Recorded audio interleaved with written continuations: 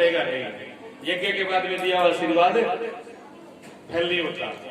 तीसरा, भोजन के बाद में आप कहते हो जी दांत घसाई, दांत कुछ ना कुछ दक्षिणा दो, वो दांत घसाई से क्या दांत को से पत्थर खाए ना घसेगे?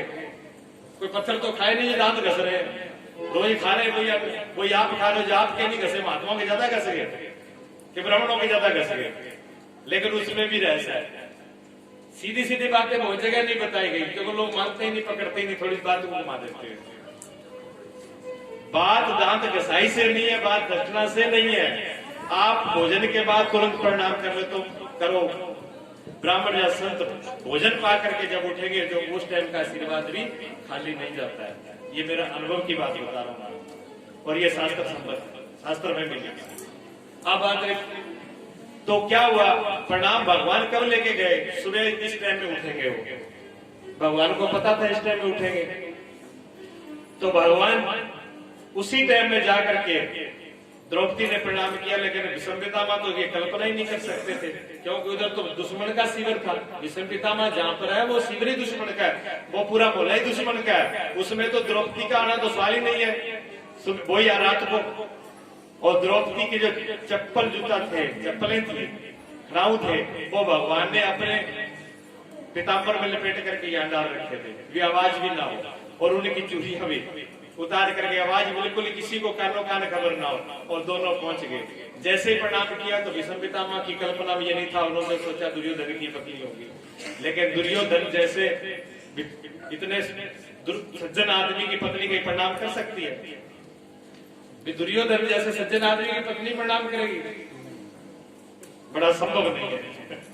और वही हुआ, जब उन्होंने पूछा आपको आशीर्वाद देने के बाद, आशीर्वाद दे दिया, स्वागवती भव, आपका स्वागत अमर रहे। जब आशीर्वाद ले लिया तब द्रौपदी बोलती है, भीष्म पितामह आप सोच करके आशीर्वाद देना। जो आवाज देखी होश उड़ गए भीष्म पितामह के, पसीना आ गया था उस ठंड में, सुबह सुबह शायद युद्ध में भी पसीना नहीं आया भीष्म पितामह को, लेकिन उस टाइम पसीना आ गया। उन्होंने कहा आप इस टाइम में अकेली तो नहीं आई आप, और ये ऐसे आना कोई ऐसे ही नहीं है, वो कहा टांग वाला, क्योंकि ये काम उसी के है। जो कृष्ण का नाम लिया, कृष्ण तो दीवार गेट के छुप करके खड़े थे, नाम लेते ही हाथ जोड़ के खड़े गए, कहो पितामह क्या आज्ञा है, ये सब काम तुम्हारे ही है। इसको क्या मालूम है? वो तो ठीक है, भगवान कृष्ण कहते हैं भीष्म पितामह से बाकी बात सब ठीक है, पर ये बताओ अब आपकी प्रतिज्ञा बचेगी क्या आशीर्वाद बचेगा? दोनों में एक बात बता दो। भीष्म पितामह ने कहा कि प्रतिज्ञा टूट सकती है लेकिन आशीर्वाद नहीं टूट सकता। अब तो आशीर्वाद ही बचेगा, प्रतिज्ञा नहीं बचेगी। अब कल पांडव नहीं मरेंगे, कल भीष्म पितामह मरेगा। अर्जुन को बुलाओ इसी वक्त। अर्जुन को उसी वक्त बुलाया गया और अर्जुन को अपनी मृत्यु कराई। जो भीष्म पितामह को इच्छा मृत्यु का वरदान था, मर नहीं सकते थे, तब उन्होंने अपनी मृत्यु का राज बताया कि कल मेरी मृत्यु और इस तरीके से मेरी मृत्यु होगी और ये इंतजाम कर होना चाहिए। अर्जुन पोता था भीष्म पितामह का, दादा थे वो, दादा पे बड़े प्रेम से पाला था, हाथों में पाला था। अर्जुन के बाण नहीं चल रहे थे, लेकिन भीष्म पितामह कहते हैं बेटा बाण चला मेरे पर, पूरे रोग के साथ बोलते तब बाण उठते हैं और अर्जुन के आंखों से चार चार आंसू बहते हैं। बाणों पे ताकत कम, आंसुओं पे ज्यादा है। ऐसे भीष्म पितामह की मृत्यु हुई, उन्होंने स्वीकार किया, लेकिन वरदान एक प्रणाम ही तो किया था। क्या किया था द्रौपदी ने? सिर्फ प्रणाम ही तो किया था, लेकिन प्रणाम करके अपने पांचों पत्नियों का जीवन दान ले लिया उन्होंने। उससे पहले विजय, कौरव और पांडवों का प्रसंग देखिए। कौरव और पांडव सामने खड़े हैं, भीष्म पितामह किसकी पक्ष में है? भीष्म पितामह पक्ष में है कौरवों के और पांडवों के विपक्ष में है।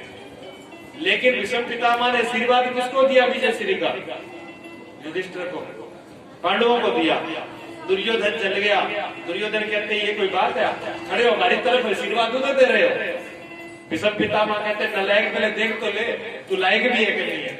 मैं तेरे पक्ष में खड़ा हूं, तेरे पास साथ में खड़ा हूं, तब भी तुझे प्रणाम नहीं किया तुमने, क्योंकि सबसे पहले अर्जुन और युधिष्ठिर आकर के प्रणाम करते हैं। युधिष्ठिर सामने आकर के भीष्म पितामह को प्रणाम करते हैं और भीष्म पितामह कहते हैं विजयी भव। युद्ध कर देख लीजिए, आप देखते हो महाभारत में, देख पढ़ के देख लीजिए। उसी वक्त विजय हो गई थी उनकी, एक प्रणाम किया और विजय हो गई।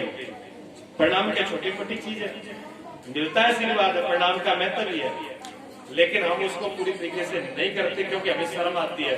शर्म इसलिए आती है, हम पढ़े लिख लिए ज्यादा मॉडर्न जमाने के, हमें झुकने में शर्म आती है, प्रणाम करने से आती है। लेकिन बीड़ी दादाजी के और पिताजी के सामने बीड़ी धुआं निकाल रहे हैं, शर्म नहीं आती। उकालने के बराबर बैठे हैं, शर्म नहीं आती। बड़े बड़े सामने जबान लड़ा रहे हैं तो शर्म नहीं आती। उन बातों में शर्म नहीं आती, जवाब देने में शर्म नहीं आती है। शर्म थी आज भी जो पुराने लोग हैं उनमें आज भी पिता के सामने, जो बुजुर्ग है ना, वो आज भी पिता के सामने बात करने में नीचे मुंह करके बात करते हैं, आंखें से आंख मिला के बात नहीं करते हैं। और आज का इतना का बच्चा छाती तान करके, बोलो क्या बात है, सभ्यता कहाँ है? कौन सी विद्या पढ़ रहे हो? राक्षसों वाली विद्या, कहाँ जाएंगे फिर हम? जैसी विद्या पढ़ेंगे वैसे तो आगे सिद्धि होगी। ये दिक्कत है, इसको सुधारना पड़ेगा। कोई और पाकिस्तान से और अमेरिका से आके नहीं सुधारेगा, ये खुद आपको ही सुधारना पड़ेगा, खुद को ही करना पड़ेगा। वहां वाले आएंगे तो यहाँ ये जो थोड़ा बहुत बच्चा इसका और जुमला साफ कर देंगे, पहले यही तो हुआ है। इनका नियम धारण करना पड़ेगा। ऐसे एक प्रमाण नहीं, मैं आपको 50 प्रमाण गिना सकता हूँ, ये महाभारत का प्रमाण, ठीक है ना। ऐसे रामायण के अंदर तो भगवान शिव की पूजा में बैठा हुआ था शिष्य, पढ़ के देखिए आप रामायण। भगवान शिव की मंदिर में पूजा कर रहे हैं और गुरुजी आ गए। गुरुजी कोई काम से आए थे अंदर, जब गुरुजी अंदर आए किसी काम से, तो शिष्य ने कहा मैं तो पूजा कर रहा हूँ भगवान शिव की, उठने की क्या जरूरत है, सम्मान करने की क्या जरूरत है? क्या बात है भाई, सेट करो ये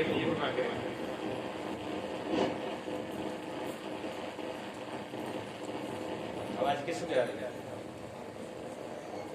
तो शिष्य जो है वो खड़ा नहीं होता है। गुरु आते हैं, शिष्य भगवान शिव की पूजा कर रहा है, ध्यान में बैठा, पता है गुरुजी आ गए और उन्होंने प्रणाम नहीं किया। प्रणाम नहीं किया, गुरुजी अपने काम से आए थे, उन्होंने ध्यान भी नहीं दिया। गुरुजी अपने आए काम से और जैसे बाहर निकले, मंदिर से बाहर निकले ही है कि भगवान शिव क्रोधित हो गए। भगवान शिव ने कहा ये मेरी पूजा में बैठा है, जिस गुरु ने इसको शिक्षा दीक्षा दी है, पूजा की विधि दी है, ये उनका ही सम्मान नहीं कर रहा है, ये मेरा क्या सम्मान करेगा? तो भगवान शिव क्रोधित होकर के उसको श्राप दे दिया। क्या श्राप दिया? अजगर की तरह बैठा है, जा 100 जन्म तक अजगर ही हो जा।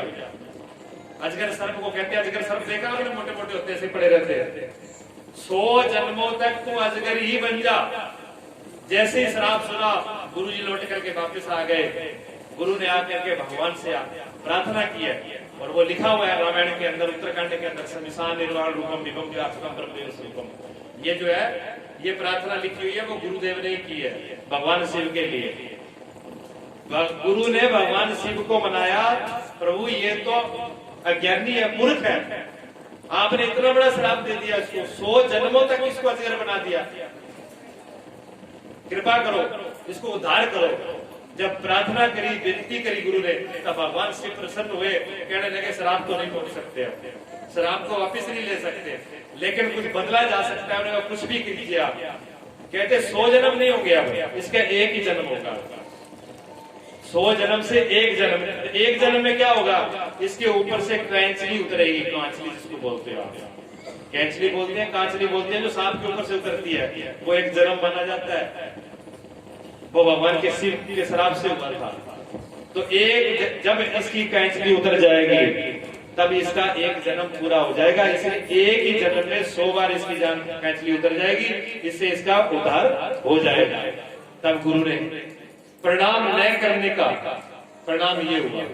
और इसी कथा में सुनोगे आप, इसी कथा में सुनोगे, देवता के गुरु बृहस्पति है और देवताओं के राजा इंद्र है। एक दिन बृहस्पति गुरुजी चले आ रहे थे, इंद्र अपने मस्त था, एक काट में था, नाच गान हो रहे थे। उन्होंने देख लिया गुरुजी आएंगे, गुरुजी आ रहे हैं, जब गुरुजी आ रहे हैं तो उठ करके प्रणाम करना होगा और उनको आसन देना होगा, ये रंग में भगे पड़ेगा। तो क्या करे, इंद्र ने ऐसे मुंह मोड़ लिया, ये समझ लेंगे भी गुरुजी ने देखा ही नहीं है। जब इंद्र ने गुरुजी को देखा ही नहीं तो फिर प्रणाम क्या करना, फिर क्या आसन लेना है। तो जैसे ही देवराज इंद्र ने अपना मुख फेरा, गुरुजी देवगुरु बृहस्पति समझ गए भी इंद्र खड़ा होना नहीं चाहता, प्रणाम सम्मान नहीं करना चाहता है, इसको दिक्कत है। तो वही गेट से वापस लौट गए और बहुत टाइम के बाद में असुरों को मालूम पड़ गया कि इनके गुरु इनसे रुष्ट हो चुके हैं, इंद्र ने अपमान किया और राक्षसों ने इंद्र के ऊपर चढ़ाई कर दी। राज्य भी चला गया, लक्ष्मी चली गई, ठाट बार चले गए और गंगा में धक्के खाते रहे। ये हुआ गुरु का अपमान करने से। इसलिए मैंने बोला कि कुछ चीजें नए करने से, गलत तरीके करने से भी गड़बड़ होती है। एक प्रमाण और सुना देता हूँ आपका, बड़े ही गिरी इसी बारे में, फिर थोड़ा प्रसंग आगे करेंगे।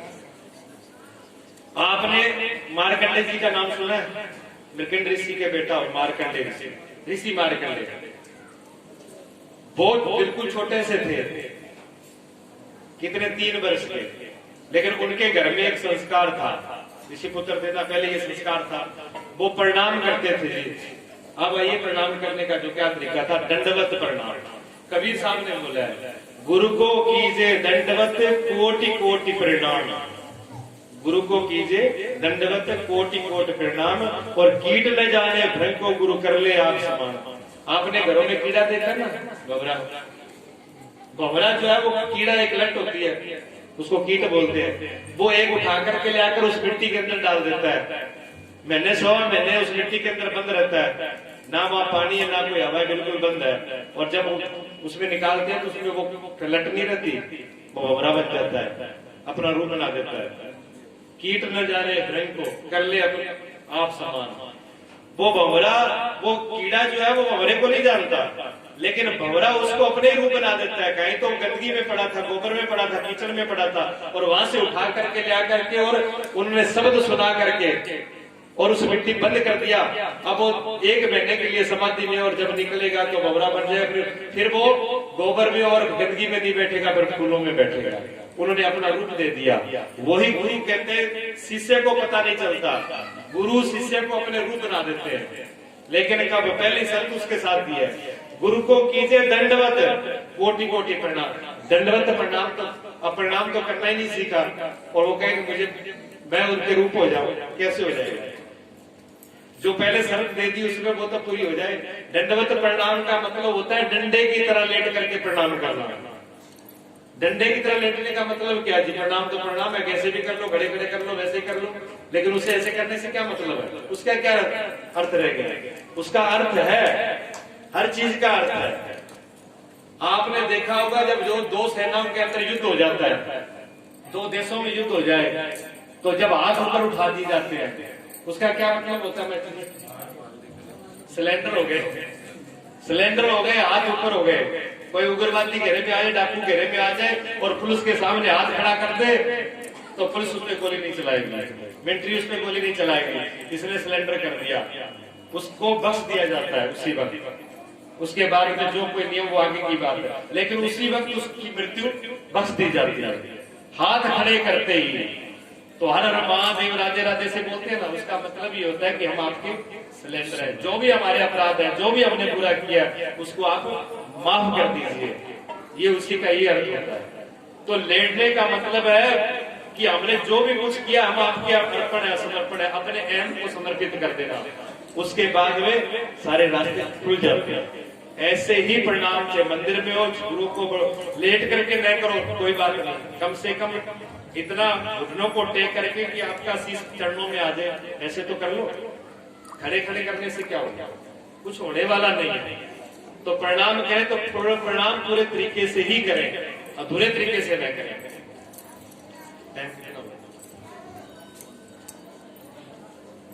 ठीक है, ये इस बात को बीच में रखता हूँ, टाइम हो रहा है, माता सोच रही हूँ ज्यादा टाइम ले ले।